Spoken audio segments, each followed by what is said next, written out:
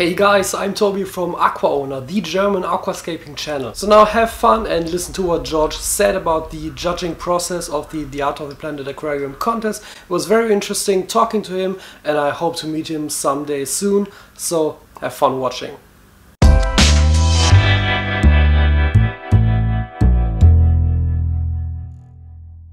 Alright, so I'm here with George Farmer. You probably have heard about him, but for all those of you who don't know who he is, what's your story? My name's George. Hello, I'm from the UK. I'm a professional aquascaper. I've been doing it for about 4 years full time. I've been in the hobby for 15 years and yeah, aquascaping is my absolute passion. I'm very fortunate to have a career in it now. You've probably told this story thousands of times now, right? Many different variations. Yeah, the main thing is I'm a passionate aquascaper and I love to promote aquascaping to the world. Yeah.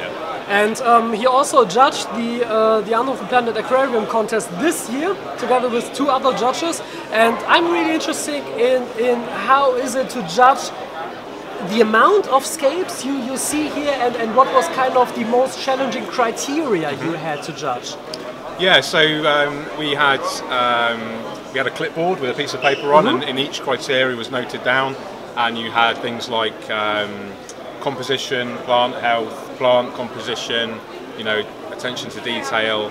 There was a category for special effects, so if the guys were using backlighting, things like that, a good example is Volker Jochums with a custom-built stand and a light bracket. Or the large one with the yeah, exactly. Immersed plants. Yeah, so quite easy to kind of know what you're judging in terms of the criteria. But obviously, the hardest thing is scoring. And so what I like to do is I go around all of the aquascapes first before I look at the criteria, and I just get a feeling about the aquascape, how it impacts me, the overall impression of the aquascape, and then I just literally sit in front of the tank, full frontal for a good minute or so, and I just take it all in, and I notice the details, and I just absorb all the information. And then I go through each tank like that, so that takes a good half an hour, 40 minutes.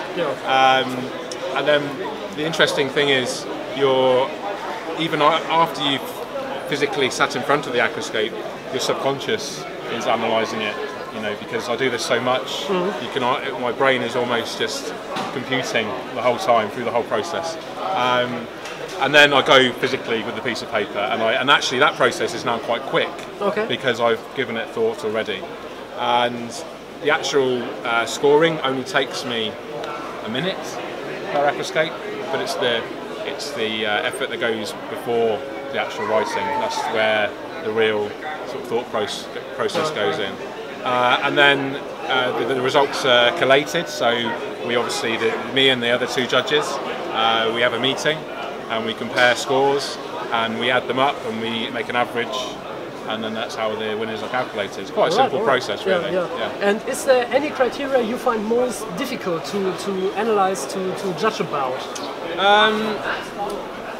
Composition is quite tricky because you have compositional guidelines. You're a photographer, I'm a photographer, so we know about the golden ratio, we know about rule of thirds. But with aquascaping, kind of rules are meant to be broken, and so a lot of aquascapes now, especially world-class aquascapes, they conform to almost no rules. They create their own rules, and that's where aquascaping is great. It's very subjective as well. So composition for me is almost it's like an initial first impression. How the empty space is balanced with the full spaces, that's really important. Use of lighting, so light and shade is really important. So a really good example is Marcin's triangular composition with the overhangs of the rock, with shade underneath. Really creates a real sense of drama. And then you have something like this, which has got virtually no shade, but it still looks impressive.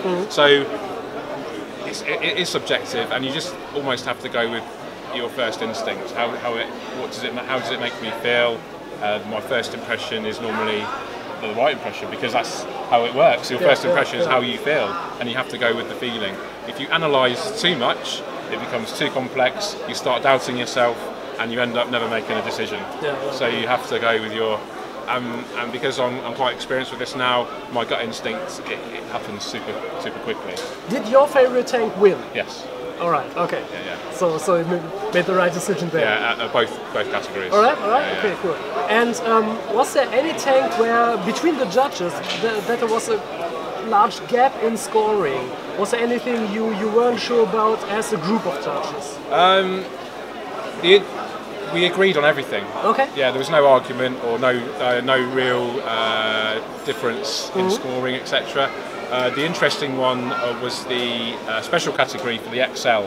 So I can't remember the guy's name, 18-year-old guy, and Homer-san, our ADA representative here.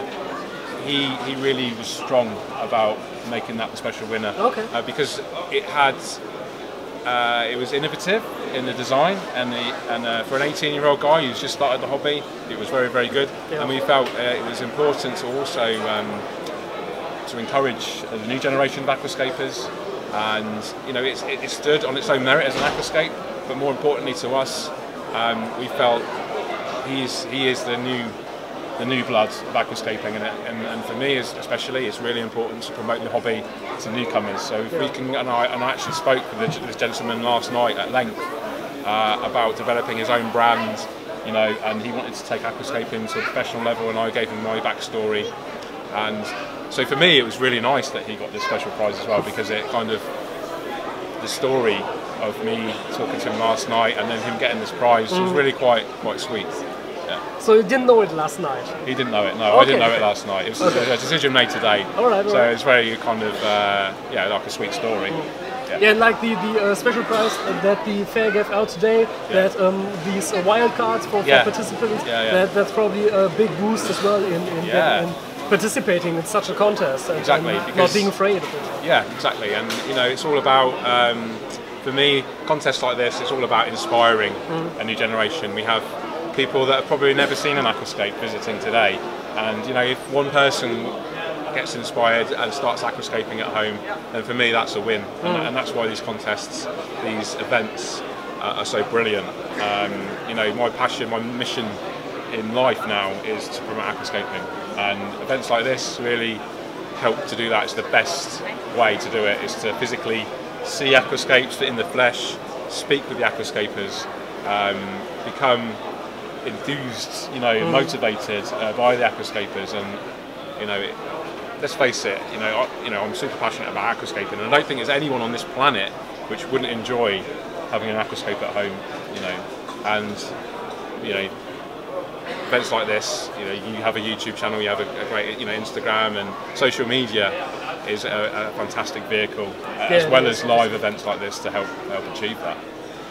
All right, thanks, mate. Welcome. Thanks for the interview. Welcome. Keep on scaping. Keep on scaping.